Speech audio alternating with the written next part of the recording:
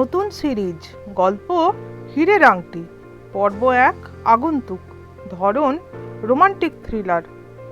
Hello, তুই এখন কোথায়? কোনো খোঁজ খবর নেই কেন?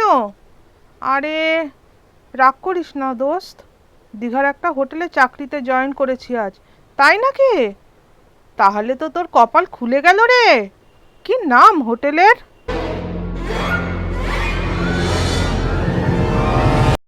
নতুন চাকরিতে প্রথম দিন। রিমি, বয়স 26, স্মার্ট এবং কিছুটা নরম প্রকৃতির মেয়ে।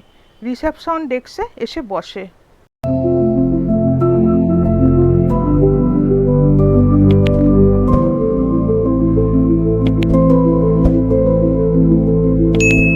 রিসেপশন ডেস্কের ঠিক উল্টো দিকেই, জাস্ট সামনাসামনি একটা বিরাট পেল্লাই সাইজের আয়না। নিজের প্রতিচ্ছবি সেখানে দেখে রিমি মনে মনে একটু খুশিই হয়। নিজের অজান্তেই তাই বলে ওঠে, নতুন শহর, নতুন জীবন।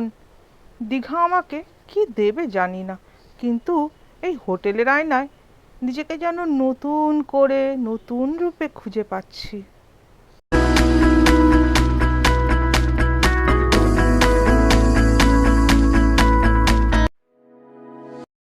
Room number 307 please. নাম আকাশ রুদ্র। রিমি তার দিকে তাকিয়ে চমকে যায়। তার কণ্ঠে এক ধরনের চুম্বকত্ব। চেক ইন শেষ করেও আকাশ দাঁড়িয়ে থাকে। হালকা হেসে বলে, এই হোটেলটা খুব চুপচাপ তাই না? রিমি একটু হেসে বলে, গেস্টরাই তো হোটেলের প্রাণ, এখন আপনাকে ওয়েলকাম জানাই।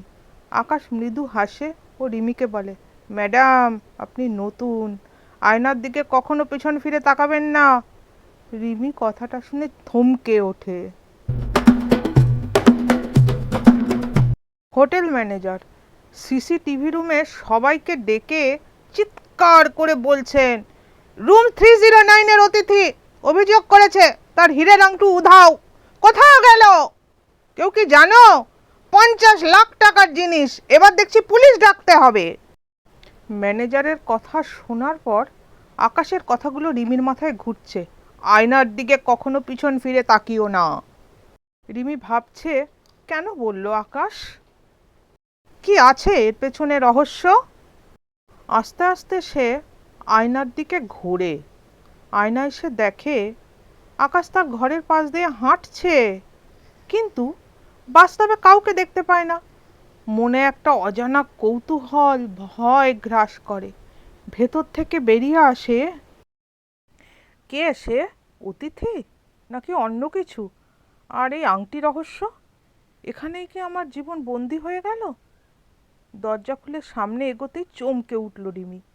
দেখতে পেল তার সামনে এত রাতেও আকাশ দাঁড়িয়ে আছে।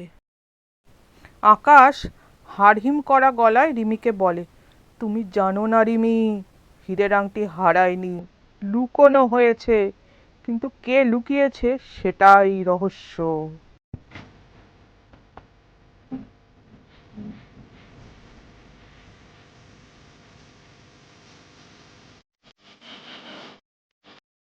নেক্সট, গল্প এখনো অনেক বাকি। পরবর্তী পর্বে হোটেলের আয়নার পেছনে কি আছে? সাবস্ক্রাইব করুন মুন শো।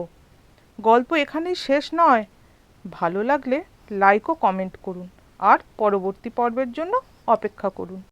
চ্যানেলটা সাবস্ক্রাইব করে সঙ্গে থাকুন।